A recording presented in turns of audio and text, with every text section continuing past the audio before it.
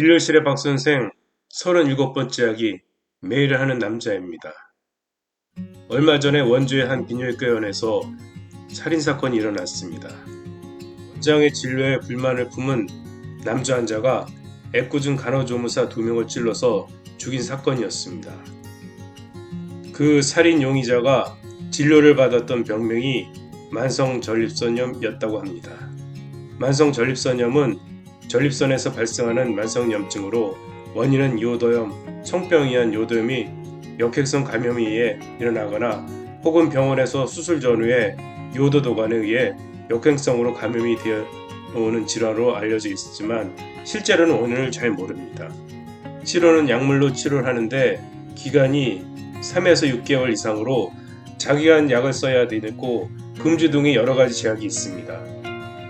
그리고 젊은 나이에 잘생겨 성적으로 발랄한 사람들은 치료하는 중에 또 부적절한 관계에 의해서 다시 요도 감염이 되면 치료가 연장이 되고 재발되는 일이 많습니다.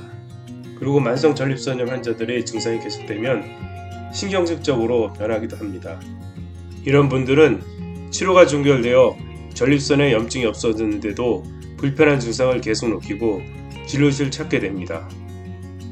염증이 없으나 증상이 지속되면 신경안정제나 알파브로커 등의 약을 사용하여 증상을 줄여주기도 합니다. 3년 전부터 만성전립선염으로 우리 병원에서 치료를 받고 있는 37세인 환자가 있었습니다. 환자는 매우 예의 바르고 고분고분했으나 신경증적인 면이 있었습니다. 이 환자는 3년 전에 회원부와 성기가 이유 없이 불편하고 아파서 다른 병원에서 몇 개월 동안 치료를 받았으나 호전이 없어서 온 환자였습니다. 소변 검사는 정상이었으나 전립선 마사지 검사에서는 염증이 많이 나와 만성 전립선염으로 진단하고 치료를 시작하였습니다. 약 4개월간의 치료를 받은 후 전립선 마사지 검사에서 염증이 전혀 없어서 치료를 종결했습니다. 그런데 그 후에도 2달에 한 번씩 병원을 방문했습니다. 부주의한 성기가 없었고 증상이라곤 가끔 성기가 아픈 것뿐이었습니다.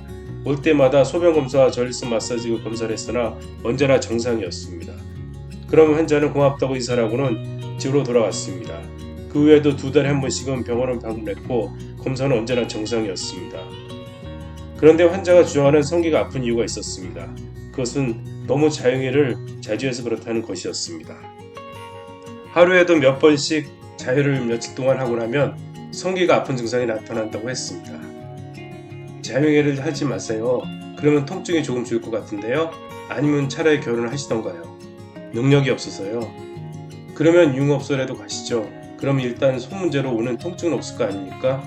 제가 한 달에 7, 80만 원을 벌거든요. 그렇게 벌어서 어떻게 융업소에 가고 결혼을 하겠어요. 그럼 조금 줄이세요. 예. 그 후에도 환자는 가끔 병원에 나타나고 했습니다. 수많은 자의에 의한 과로에 의한 증상으로 말입니다.